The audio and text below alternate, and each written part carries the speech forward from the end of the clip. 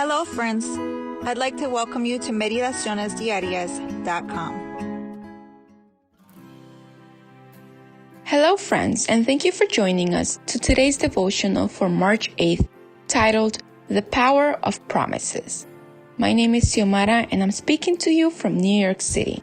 2 Samuel 9:3 says, "Is there not still someone of the house of Saul to whom I may show the kindness of God?" And Ziba said to the king, "There is still a son of Jonathan who is lame in his feet."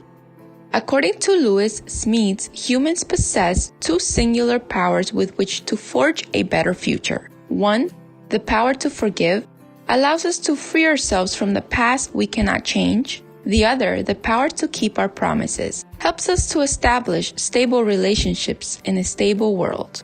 The other, the power to keep our promises, helps us establish stable relationships in a changing world. King David made us use both of those powers when, after he was established as king of Israel, he asked if there was still a descendant of Saul to whom he could show kindness. 2 Samuel 9:1-3. The usual custom in those days was for monarchies and dynasties to eliminate every trace of the deposed royal family. But David wanted to do the exact opposite.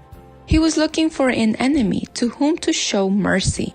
Why? Because God had treated him mercifully, and also because David never forgot the promise he had made, not only to Jonathan but also to Saul, in the sense that he would not destroy his descendants once he got to the throne. Was there a descendant from Saul's house? According to the story, there was. Mephibosheth, a son of Jonathan who is lame in his feet, 2 Samuel 9:3. Without delay, the king sent for him. Fearing for his life, and rightfully so, Mephibosheth went to the palace, prepared to hear his death sentence. But instead of a sentence, he heard what he had never even dreamed of hearing. "Do not fear, for I will surely show you kindness for you, John. Do not fear, for I will show you kindness for Jonathan your father's sake, and will restore to you all the land of Saul your grandfather, and you shall eat bread on my table continually." It could not have gotten any better. He would live in the king's house and eat at his table, like one of the king's sons, even though he was lame in both feet. Is that similar to what God has done for you and me?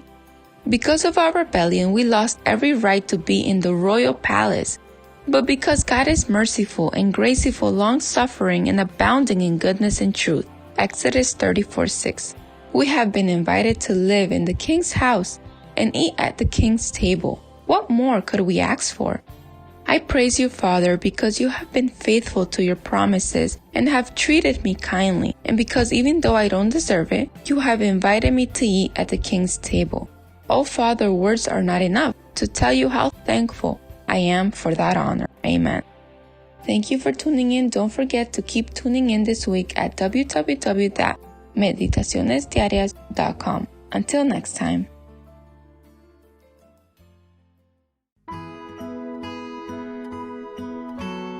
I just want to thank you all for visiting us each day here at Meditacionesdiarias.com. May you have a blessed day.